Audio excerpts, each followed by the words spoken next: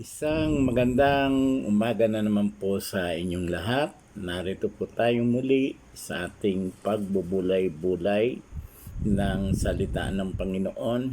Tayo po muna ay manalangin. Panginoong Diyos, marami pong salamat sa umagang ito na kami ay muli mong ginising na may maayos na kalusugan at kagalingan, may bagong pag-asa at tagumpay sa araw na ito. Panginoon, kami po ay lalapit sa iyo, mag-aaral po kami ng iyong salita.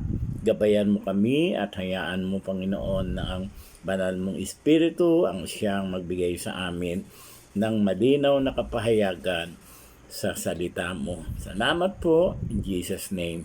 Amen. Ang mga talata po ng Biblia na ating pag-aaralan ay nasa aklat po ni Juan chapter 8 mula verse 7 hanggang 10. Ganito po ang sabi, patuloy sila sa pagtatanong kaya't tumayo si Jesus at nagsalita.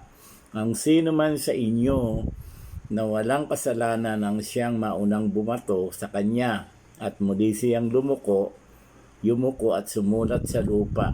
Nang marinig nila iyon, sila'y isa-isang umalis, simula sa pinakamatanda, iniwan nila ang babaeng nakatayo sa harap ni Jesus.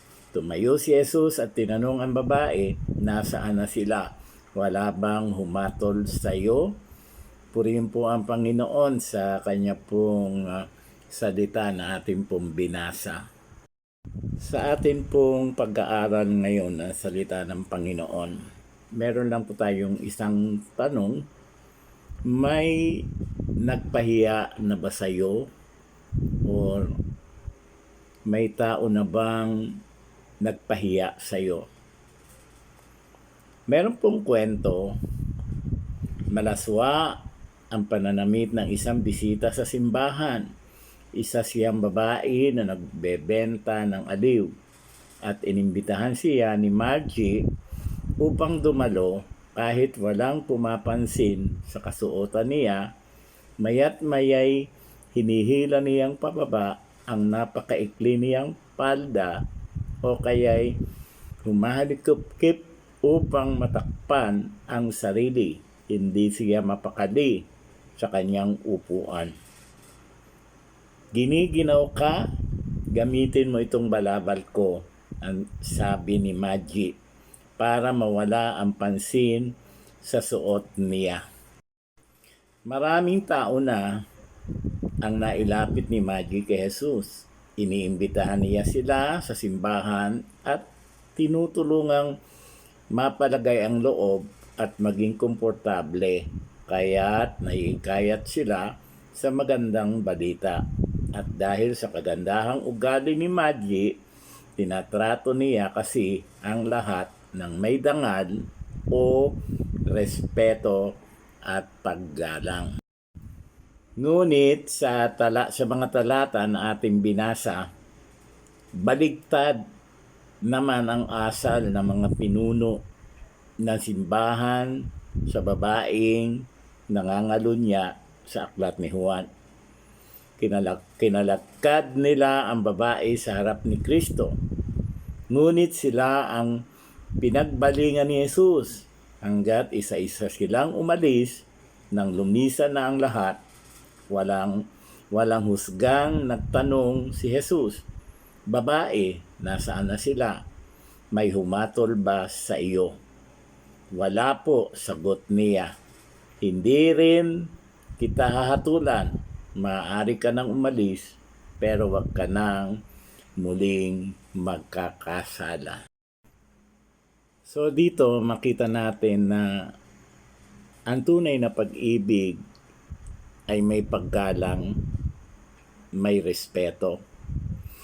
Ayon doon sa salita na ating binasa, pinatunayan ni Jesus ang tunay na pag-ibig ay may pangunawa, may pagpapatawad.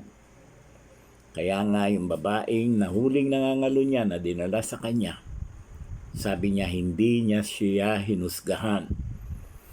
At sa halip, sinabi niya, umuwi ka na at huwag ka nang muling magkakasala. At doon sa kwento na unang nabasa natin, sabi doon si Maggie nag-imbita ng isang babae na ang hanap buhay ay nagbebenta ng aliw. Siyempre, yung kanyang damit, maiksi, nakakahiya yung kanyang damit, di siya mapalagay, kaya ang ginawa ni Maggie ay binigyan niya ng pangginaw ang kanyang imbitadong bisita upang matakpan ang kanyang damit na kasuotan. At makikita natin doon ang ginawa ni Maggie ay pagpapakita ng pag-ibig at pagmamahal ay walang panghusga, kundi mayroong paggalang at respeto. Kaya nga, ano ang iyong reaksyon? Ano ang iyong damdamin sa mga taong makasalanan?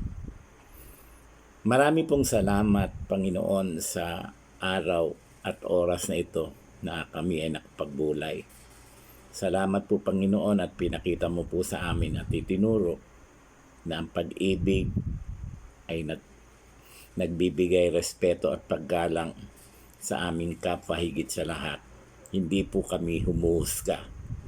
Salamat po, Panginoon, sa iyong pagtuturo sa amin. Nawa, Panginoon, ang bagay na ito ay maipamuhay namin. Salamat po. Sa iyo po ang papurit pasalamat. In Jesus' name, Amen. Amen.